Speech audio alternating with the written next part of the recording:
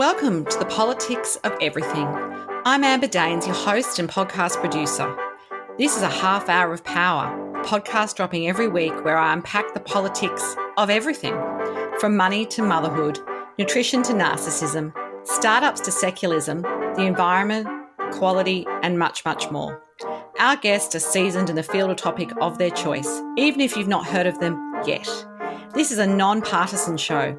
So while I love exploring varied views and get a buzz from a healthy debate of ideas, this is not a purely blue, white, green program. Please subscribe, tune in and enjoy the politics of everything.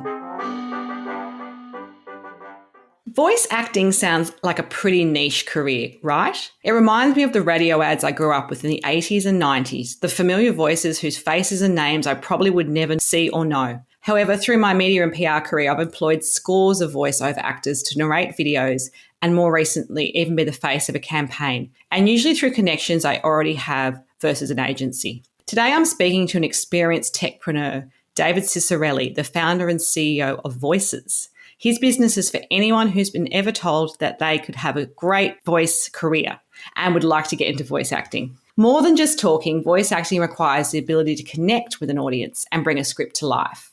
The technical capability to record, edit and export high quality audio, and the business know-how to reply to jobs, negotiate that next gig and follow up for future work. The income potential ranges from, and this is in US dollars, $100,000 to $10,000 per job, depending on if the work will air on broadcast TV or for non-broadcast uses such as phone system recordings or internal corporate training videos. David's company has been written about in the New York Times, Business Week, Entrepreneur Magazine, and Fast Company. He's appeared on Business News Network and The Globe and Mail TV. He's currently attending Harvard Business School and is a frequent guest speaker at industry conferences. So it's a big warmed-up voice welcome to David as we unpacked the politics of voice acting. Hello.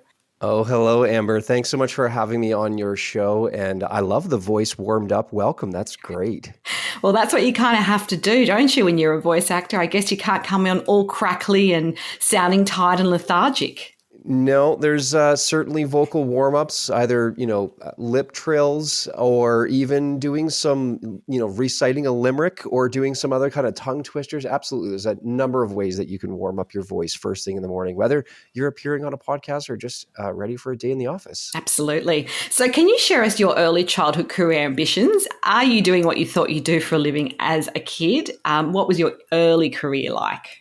Well, certainly. I mean, growing up, I was actually always fascinated with sound myself. There were some other areas of interest, being a pilot or an architect. I played a lot of Legos growing up as well, too. But I did have this interest with sound. We had an old record player in the house, and Dad had this shortwave radio where you could tune in to radio stations from all around the world. And growing up in Northern Canada, I could actually hear stations and people speaking other languages. I don't know where they were, but it sounded very remote and foreign to me. And so there was this idea that there are kind of people from around the world that I could listen to. It was almost like reaching an unreached people group. And so this idea of kind of technology bridging the gap to reaching and accessing people was very fascinating with me. I then, not to mention, recording my own voice with, just tapes and cassettes and recording radio stations. That was always interesting. So it really did in some ways, that early interest, I did, advance into a career, actually into an education initially, learning how to record and edit and produce music for TV and for, garage bands and other performances. And I actually opened up a small recording studio of my own. So, yeah, I think in a lot of ways, Amber, most of us do look back and see that there indeed was a thread. Yeah, you join the dots. That's woven its way through your whole life. So how did you start your business, Voices? Well, that same studio I actually opened up and I got my name on my birthday in the local newspaper. It was just kind of introducing me to the local business community. And it actually turns out that Stephanie, who's now my wife, and at the time she's a classically trained singer. She'd sing at weddings and funerals and other special events. Her mom actually read this newspaper article and suggested that she come down to the studio to record her singing repertoire. And we ended up working together, of course. And because of that same article, there were other small businesses in town that wanted a female voice for their radio commercial and for a female voice on their phone system. There's a couple businesses, and I, being a bit of a nerd myself and the engineer, I couldn't do those gigs. So I actually had just met Stephanie the other day, and I had invited her. I said, "Do you think you could come back down to the studio? I will be the audio engineer and record you if you could be the female voice talent, and we'll split the money 50-50." So that's how we started working together. We opened up, launched this very primitive website that featured Stephanie as the one female voice. And that soon attracted other freelancers from around the world, initially around kind of North America, but eventually around the world, who spoke other languages, did different performance styles. And they asked, can we be on your website as well? And we created a profile, in effect, for all of these talent where they could showcase their work. And then at the same time, Amber, there would be clients, corporate clients, maybe often at ad agencies or a video production company, perhaps somebody in a marketing department that needed to hire a voice. So they would type that into Google and land on voices.com and, kind of be introduced to this whole market, this marketplace of talent that were available to, as you mentioned at the outset, kind of breathe these words to life, these scripts that they needed to have recorded. And so it's really been that same idea from the get-go of connecting that, voice talent with the client to hopefully, educate and inform and entertain audiences from around the world. So I guess you've seen sort of a big shift over the years you've run your business. How has voice acting changed as a sector over the years that you've been involved with it? What's sort of some of the things which you remember back in the day that we don't do now or that we've added on to? Mm-hmm. Well, the first thing that comes to mind would be, along the lines of technology, previous to voices.com, a client, maybe if they had a project, they'd often call around to a few talent agencies. Those talent agencies would then go into the recording studio and kind of put forth their 3 to 5 best people and into this recording studio. And there would be somebody with the golden ears sitting in the high chair, and they would be the casting director. And they would evaluate and hire the best person for that particular project. And so that kind of in-person experience is one of the things that has really changed. Now, this kind of work can be procured and people can be hired remotely. So that's one thing. And the reason of that is because the cost of the recording equipment has dropped to such a degree where you can record with a good microphone plugged into your computer in a quiet space. And you don't need to go into these really high-end, recording studios with all that equipment. It's really quite simple. It's the human voice being captured and then being captured and digitized into software. So I think that's one of the things that have changed. And just that the style of performance has also changed. So going from kind of technology to the performance, it used to be this father knows best, kind of an era in kind of like the 50s and 60s that almost carried forward to the 70s and 80s, where there's almost this kind of the announcer voice that talked down to the audience as if they were proclaiming that something is just known to be true and that they are bringing forth the message. Now what we hear are a style of performance which we call the approachable expert. This is more of like the friendly guy or gal next door, somebody who you can trust, who is always in the know. They're up on pop culture and politics and celebrity gossip and technology advancements. They seem to be giving you a bit of an inside scoop on things. And they do that in a way that's approachable. And so that's almost this kind of friend communicating with you as opposed to a parental figure communicating with you and doing the voiceover. So that's a couple things that we've seen. And then to maybe close this off in terms of the applications, voiceover used to be really limited to radio and TV commercials. Maybe there was a movie trailer in there that again would be airing on TV, or some kind of animated production, perhaps in the late 90s, the renaissance of Disney films and Pixar I can picture animation. that. That's my childhood. Yeah, exactly. And so there are those, but nowadays we have voice used in all kinds of new ways. Everything from podcasting, like intros and outros or podcast ads, radio is now on kind of more around Spotify or Pandora or some kind of other audio application where, again, there can be shows and then there can be advertisements. And then social media, it might even be a situation where the video is being produced, but there's also a voiceover that's done. And these campaigns they have such a short shelf life that there is a need for new, fresh voiceovers, video and voice content all the time. So I think those are some of the changes that we've seen transpire over the last 5, 10, 15 years. Do you need formal training to succeed? And how do you feel, there's two parts to this question, and how do you respond, I guess, to that customized area like accents? I've got an Australian accent, you've got a North American accent. Of course, some people are great, thinking of Hollywood people who sometimes play Australians, for example, or vice versa. A lot of Australian actors, to get a career in Hollywood, have had to perfect the American accent. Accents, how important are they as part of that, I guess, training or I guess, application to what the client really wants? Well, what I'm going to say here certainly comes with a caveat. I mean, you don't need formal, and it's not required kind of formal training to be a voice actor to succeed. However, what we do see are voice actors who've received that formal training, working with a coach, maybe either doing everything from stand-up comedy to improv classes to public speaking or media training. All of this certainly has helped people know how to perform or respond in different environments. And as we reuse this phrase of like bringing these words to life, you're really acting them out. You're speaking, it's the script, you're speaking to an audience. So knowing how to read and interpret a script it's a skill in and of itself. But we often stress the importance of having 3 core skills. It's these acting abilities, the technical skills, such as recording your own voice and then editing it in recording software. Like every Mac comes with GarageBand. There's Of course. Adobe Audition. Yeah. There's Audacity. So you need to record and edit your own voice.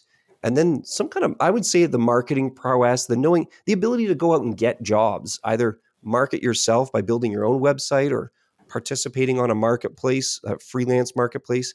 And of course, communicating effectively with those clients who are interested in working with you or who hire you, and communicating in such a manner that they actually come back and hire you again in the future.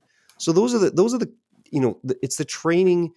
Some of it certainly could be formal, but more of it is the street sense, the being out there and being in the business and hustling to get these gigs on your own, that you learn over time your style of communication, what types of projects that your voice is best suited for, and how to engage those clients in order so they do come back to you time and time again. Absolutely. What specific role has technology played in enabling us to become voice actors? So you talked about, obviously, technology when I asked you about how the sector's changed. But these days, I'm sure you have a studio, for example, but a lot of people don't need to go to and hire a studio and go in there and actually, have that equipment on site. There's a lot we can do ourselves. But I guess, is the technology good enough for the things that, you're talking about, like, the big commercials and so forth? There's some things that haven't changed, I guess, and some things might have. Yeah, I mean, you'd be surprised, Amber. There are national advertising campaigns that are recorded from spare bedroom, and closets and a studio in someone's basement. I mean, it's a quiet space is arguably one of the most important aspects of it.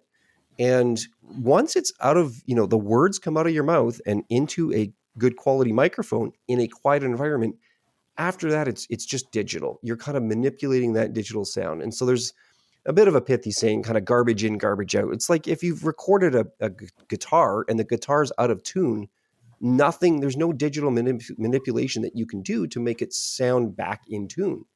And same thing, whatever comes out of your mouth, it's how it's captured, that it's you kind of get what you get. So in that case, the technology in most situations is absolutely good enough. In fact, great quality in people's home studios, to the degree where some talent have, they've done the audition at their home studio, been invited to go into the big studio in Manhattan or in Los Angeles, and it actually doesn't sound as good. The client, hiring them said, you actually sounded better in their own environment. And I think there's maybe something to be said about that, where the talent maybe felt more relaxed. It was their space. They were comfortable. they felt at ease in order to deliver and do a great recording. So the cost of the studio, a home studio, probably somewhere around $1,000. I mean, you of course need a computer that you probably already have. Software is like, anywhere between $25 a month. But there's free software that certainly does the trick.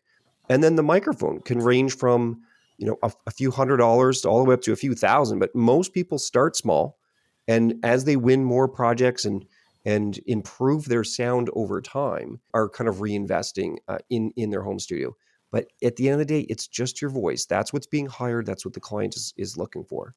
Absolutely. And so do you guide some of your clients about that technology piece? Is that part of what you offer, or you're assuming they come to you and they will go off and sort of do the tech stuff themselves, and you're really just the, if you like, the broker of their voice?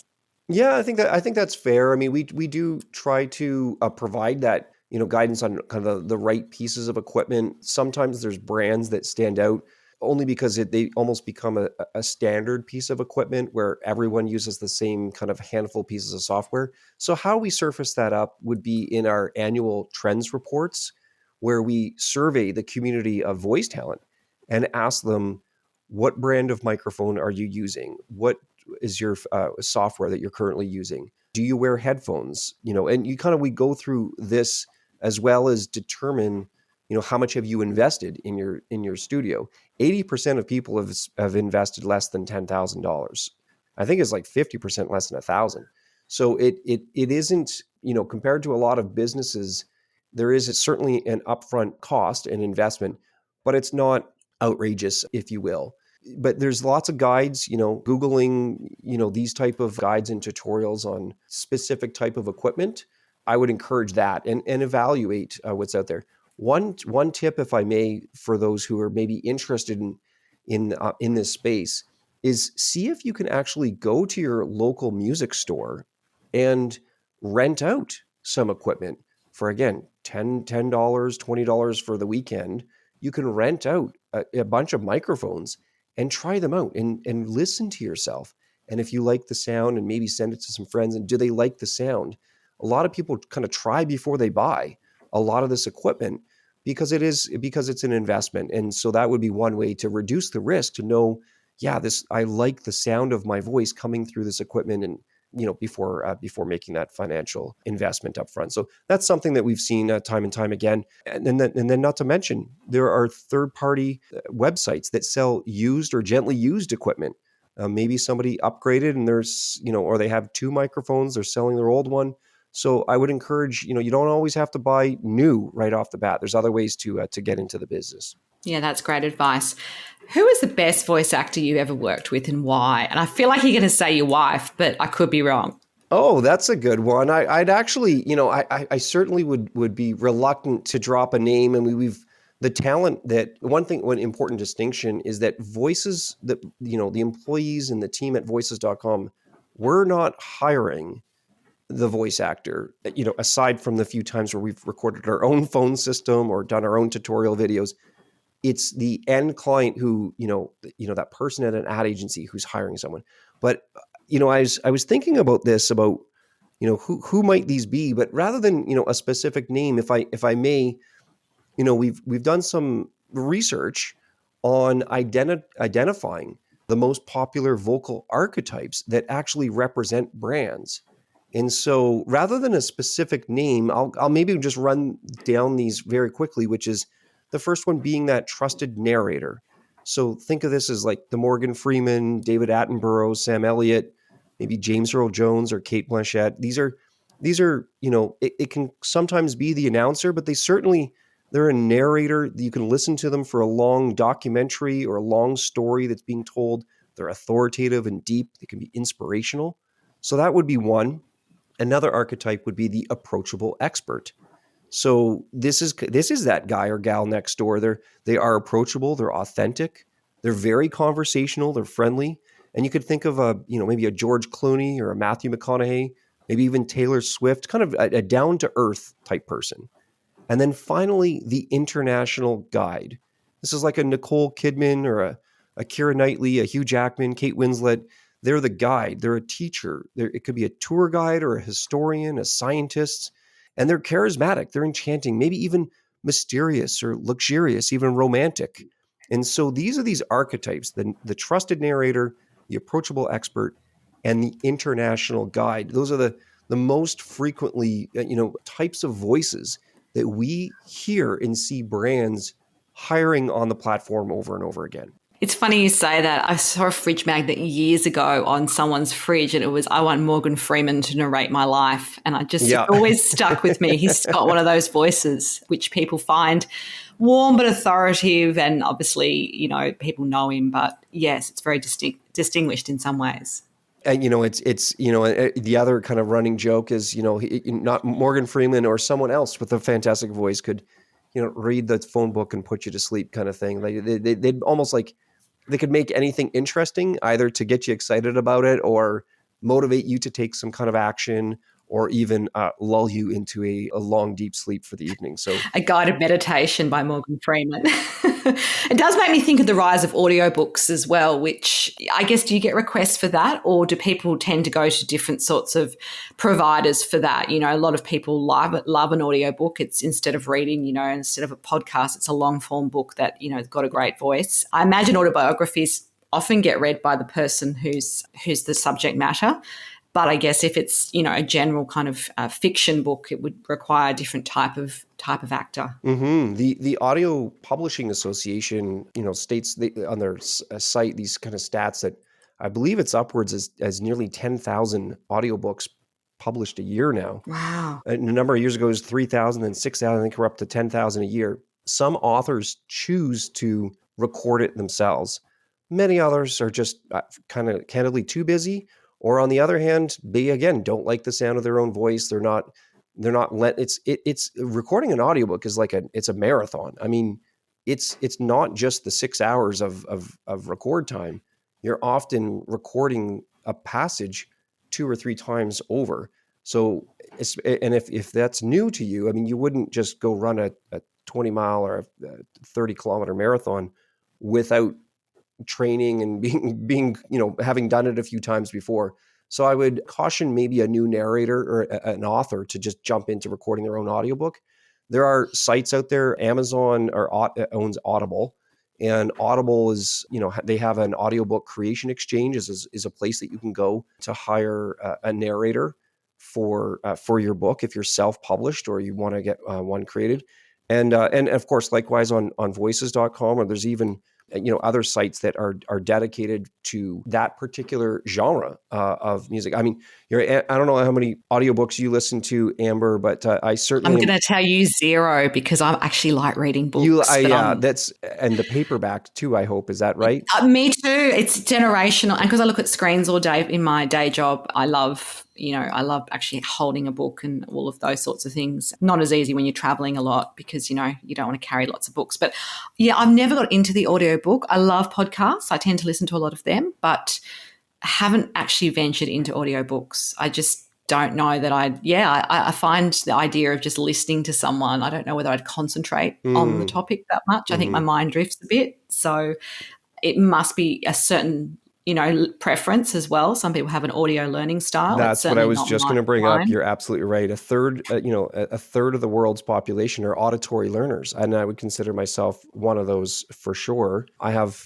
I almost buy exclusively audiobooks. I have over 500 on my iPhone, and many of which I actually go back to and listen over and over again. Partly because you're right, I end up drifting off to sleep or on an airplane.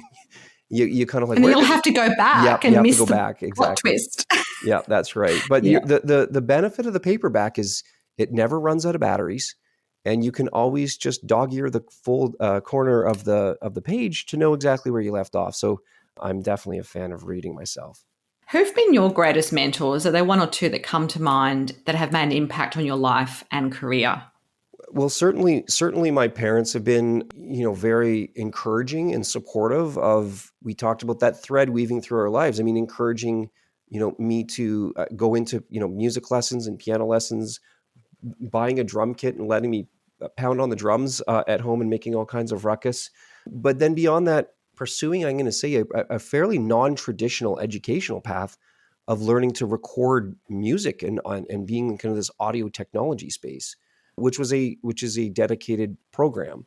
So they've been very tremendous. And I've had a number of business advisors. One fellow, his name's Glenn Yonamitsu. Glenn had served as an advisor at Canadian Business Development Bank, Bank of Canada. And he really taught me about strategy and how strategy is all about the choices that you make. And these choices need to be self-reinforcing. You need to be making them intentional.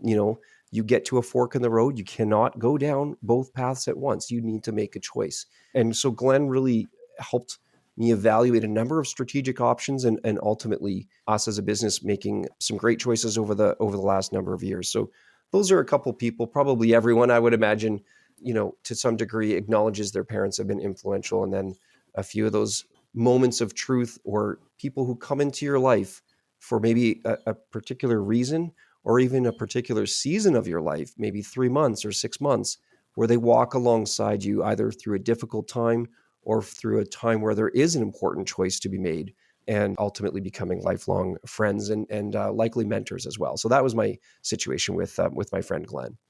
Fantastic. If we spoke again in a year, what would be the number one thing you would have hoped to have changed in your business and why?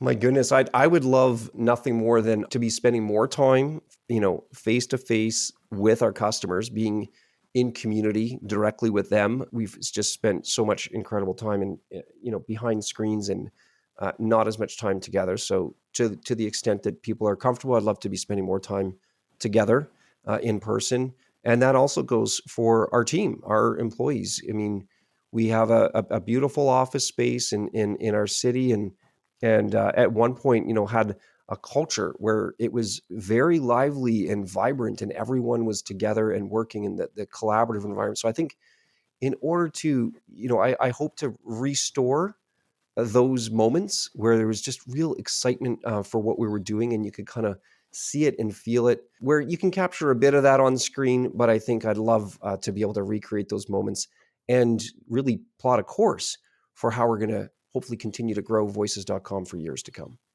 Your final takeaway message for us today on the politics of voice acting.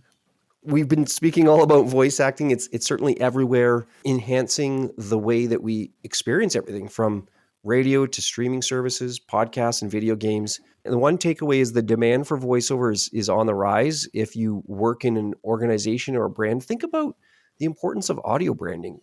How is it your organization sounds? And plenty of opportunities to work with a voice talent to improve the sound of your organization. And if you're considering, maybe starting a career as a voice actor, or maybe, a side hustle or a side gig, if you will, you can certainly learn more by going to the website, voices.com, and accessing a whole host of resources there for you. Well, it's been a pleasure to speak to you today. I feel like this has been an episode long time in the making, given the fact podcasting relies entirely on our voices. And I don't record the video, which a lot of people expect in 2022. That's what you do. But I'm a purist. I'm like, it's a podcast. It's not a video show. And I love the fact that people can listen to this kind of thing no matter what they're doing, if they're taking the kids to soccer or they're cleaning the house or just having a relax with a cup of tea. If you do want to connect further with David, of course, there'll be some details on our show notes. Until next time, take care. Thanks so much for listening today. If you've enjoyed the politics of everything, I thrive on your feedback. So please add a short review and share the podcast with your network through Apple, Spotify, and all the usual suspects. I'm always on the hunt for new and diverse guests. So if you or someone you know has a fresh idea you're busting to get out there, please email me at amber@amberdanes.com and my crew will get back to you very soon.